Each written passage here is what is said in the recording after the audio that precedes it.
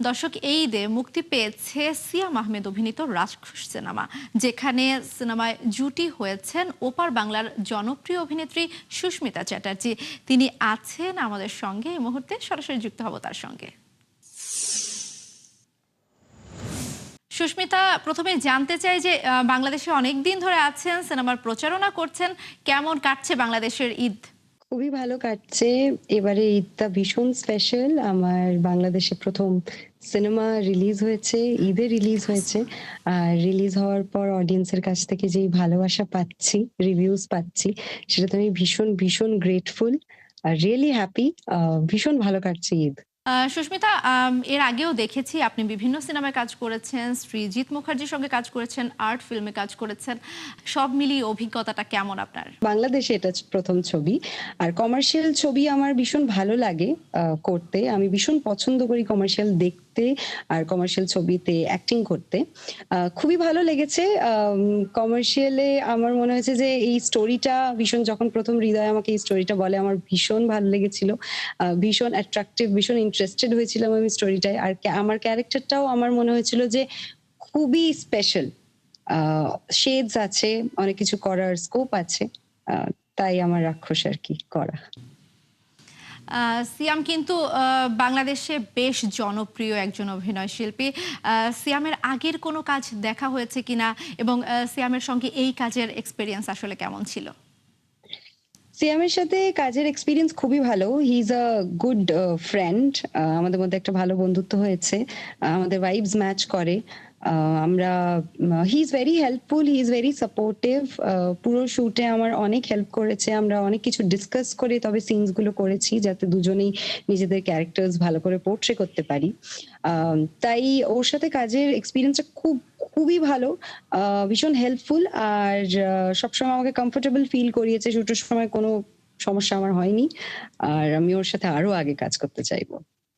সিনেমার কোনো মজার অভিজ্ঞতা শুনতে চাই, যেটা এখনো মনে পড়লে হাসি পায় কিংবা দুঃখ পায়, এমন কোনো স্মৃতি আছে কিনা?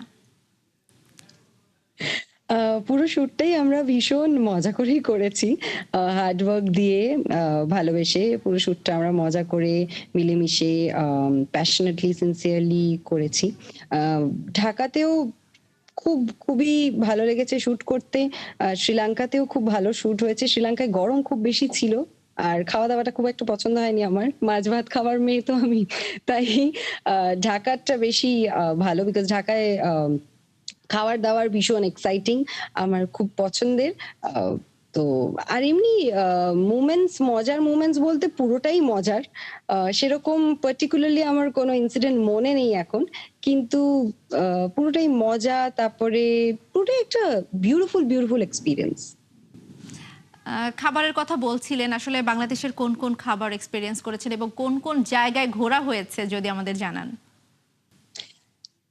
খাবার আমি অনেক কিছুই টেস্ট করেছি। তার মধ্যে আমার প্রিয় হচ্ছে কাচ্চি বিরিয়ানি, ইলিশ পোলাও, মিষ্টি।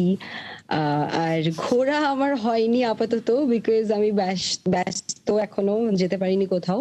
বাট নেক্সট টাইম যখন আমি আসবো, আমি ডেফিনিটলি ঘুরতে যাবো। এখানে জানি আমি ইলিশ পাওয়া যায় একটা জায়গায়, আর মাওয়া সামথিং।